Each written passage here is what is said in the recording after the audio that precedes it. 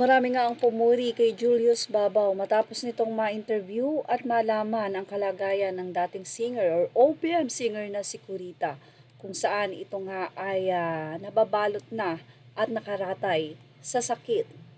Binigyan ni Julius Babaw sa personal nilang pera ang mag-asawa ng 50,000 pesos para makatulong sa pagpapagamot ni Kurita. Ang dating singer ay pinabayaan daw ng mga kaanak matapos itong ma-stroke. Nakaratay na lang at hindi na nga ito nakakapagsalita.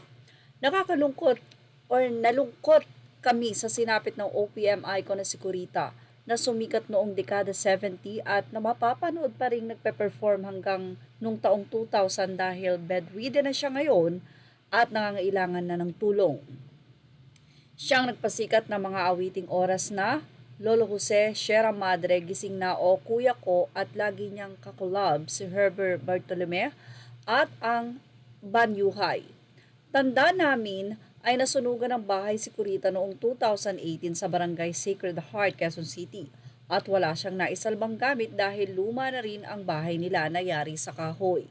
Napanood namin ang unplugged vlog ni Julius Babaw nitong Martes ng gabi sa YouTube at humihingi rin ng tulong ang host para kay Kurita na ngayon ay nakahiga, hindi makakilos at hindi na nagsasalita. Sa Tagaytay ngayon nakatira si Kurita kasama ang partner na si Chito Santos. Iniuwi siya nito after masunog ang kanyang bahay. Kwento ni Chito ay nakita niyang natutulog lang sa folding bed noon si Kurita sa nasunog na bahay. Nung una ay ayaw pa raw sumama sa kanya. Ayaw ipagalaw ang dahil nasunog o ayaw ipagalaw ni Kurita ang bahay dahil nasunog. Buti at napilit kong umuwi rito. Sabi ko wala nang tutulong sa'yo. Yung kapatid niya, salbahe, ibinenta ang bahay. Yan pa ang naging kwento ng partner ng OPM icon. Nang umuwi raw sila ni Kurita sa Tagaytay ay wala pa itong sakit at nakakapagmotor pa raw. Hanggang sa natapilok at okay pa sana, nakakalakad pa, may hawak lang na baston. Nagkaroon ng mild stroke, kinain yung dalawang guyabanong malaki. Pagdating ng madaling araw, sabi niya to na wiwiwi ako. Pagkaihi niya, nawala na siya ng laban, lakas, itinakbo ko na sa ospital. Yan ang naging pahayag ng partner ni Kurita. Naging emotional ang partner ni Kurita dahil walang tulong na nagmumula sa kaanak nito na tila pinabayaan na. Mabuti at mayroon kaming kapirasong lugar, maliit na bahay sa gitna ng maraming halamanan na paluhang sambit nito kay Julius. Inabutan ni Julius na nakahiga si Kurita, may nakalagay sa ilong na tubong manipis at nang makita si Julius halatang gustong mag-react ng singer pero hindi makagalaw. Totoo ang sabi ni Gichito na maganda pa rin si Kurita, pumayat nga lang. Kinamusta ni Julius ang kalagayan ng dating sikat na folk singer.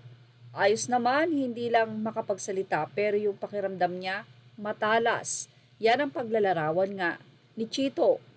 Diabetic daw si Kurita nung time na ma-stroke ito at tinakbo niya sa ospital. Doon nakita sa CT scan na ilang beses na pala itong inatake pero hindi lang napapansin.